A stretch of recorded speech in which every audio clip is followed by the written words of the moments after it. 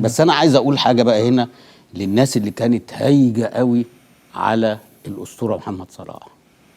طب ما محمد الشناوي سافر، ما اتعملتش ليه؟ محمد الشناوي عمل جراحه النهارده. ايوه ماشي، انا في الكتف. لا انا بقول الخبر، فربنا ان شاء الله يشفيه ويرجعه بالسلامه. ما احنا المره اللي فاتت مع فاروق هنا قلت على الاصابه ان انا ما شفتش حد دخل معاه، فممكن يكون وقع غلط، لان برضو الكاميرا ما جابتش اللعبه كلها من بدايتها. ان احنا شفنا الكره بتتصد والراجل بيرقصه ويحطها، فما شفناش ان حد دخل معاه، ان حد اشترك معاه، واخد بالك.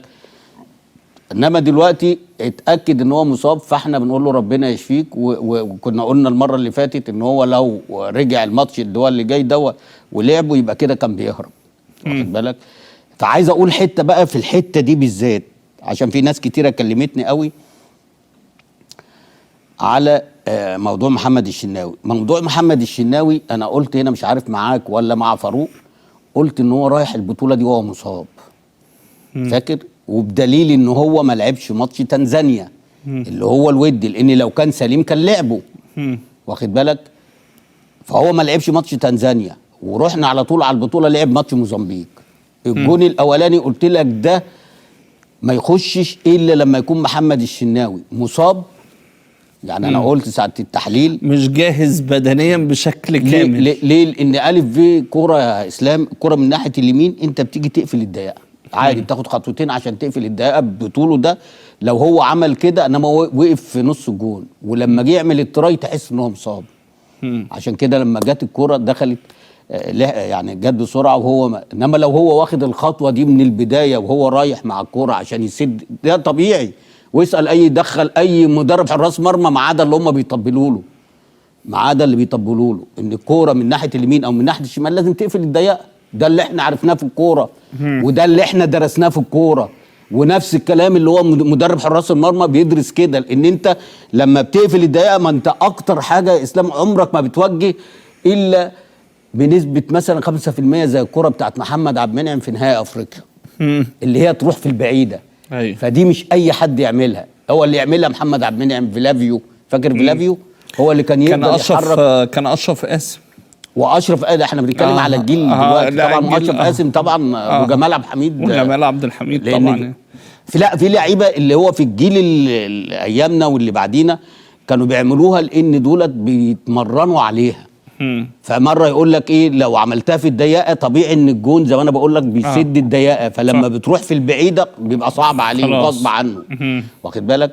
فهنا انا بقول ايه، وده اللي يسأل عنها الراجل اللي عندنا ده اللي بيقف على الخط ده، لان خده وهو مصاب ولاعبه وهو مصاب غصب عنه، وبرضه بقوه محمد الشناوي.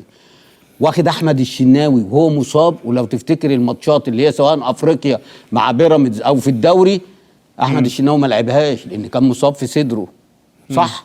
وعشان كده بيطلعوا بره السكور خالص، لان الراجل لسه مصاب. انت واخد بالك، دي برضو الراجل اللي يشيلها، ولازم يبقى فيه محاسبه من اتحاد الكوره. انت واخد لي، طب انت مثلا كابتن جوهري لما خد ايام كاس العالم اشرف قاسم وعلاء ميهوب وهم مصابين، لان الناس دي تعبت معاه في التصفيات، فكان لازم يجاملهم، بس ما لعبهمش. خدهم معاه بس ما لعبهمش، ده نوع من نوع التكريم.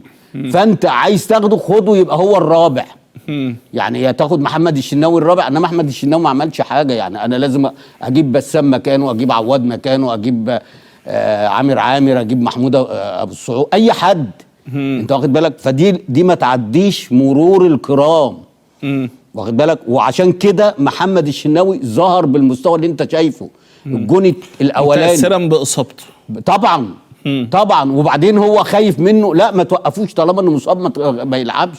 والشناوي اللي كان المفروض يصر على كده ويقول له لا انا مش جاهز، لان الجون بعد كده لو انت اتفرجت على الجون بتاع غانا برضه متشاطه، وهو واقف في نص الجون وعقبال ما اتحرك لها في بطء، في اصابه محجماه يا اسلام، في حاجه محجماه، مش هو ده الشناوي، واخد بالك. والجون اللي هو الاخير اللي في الماتش اللي هو بتاع الراس الاخضر لما عملها هات وخد دي، لا فتعرف ان هو مش في مستواه، وبرضه فرضه علينا اللي هو يعني في حاجه مش طبيعيه، مش مخليه يظهر مش هو ده الشناوي، في حاجه وبيقف. طب ومين اللي يشيل الليله؟ احنا؟ لا، اللي يشيل الليله المدرب.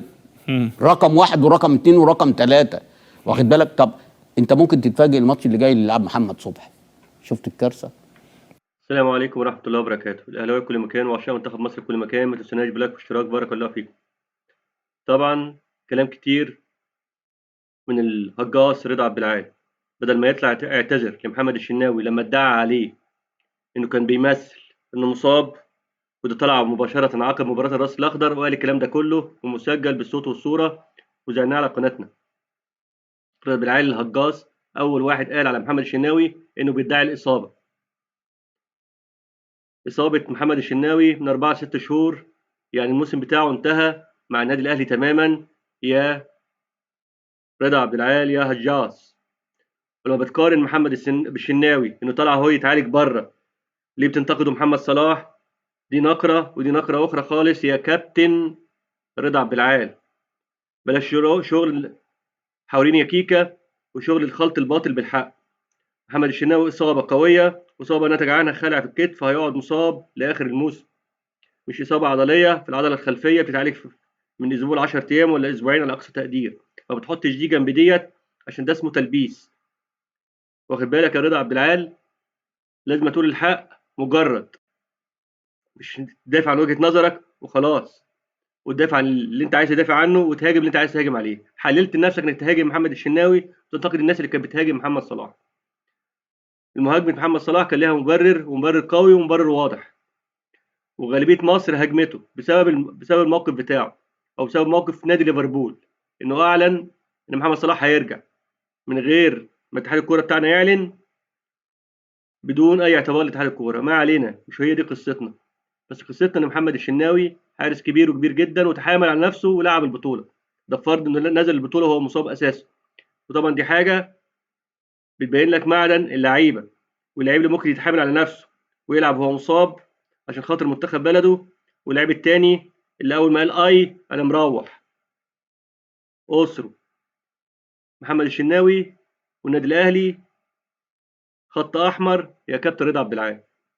احنا دلوقتي مش توقيت تصفيه حسابات ولا بنتكلم عن الاهلي والزمالك ودوت وده، لا، احنا بنتكلم كلنا ورا منتخب مصر، كلنا ورا منتخب مصر وبنأيد منتخب مصر، وعايزين منتخب مصر يوصل للدور النهائي، مش عايزين يطلع من بدري.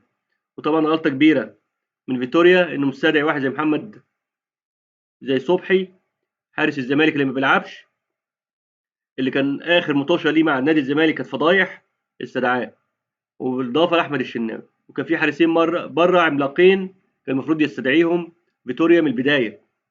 بسام، وانا في رايي انه احسن حارس مرمى في مصر بعد محمد الشناوي، وكان معاه محمد عواد يليه في الترتيب، لكن للاسف الاستدعاءات لها حسابات تانية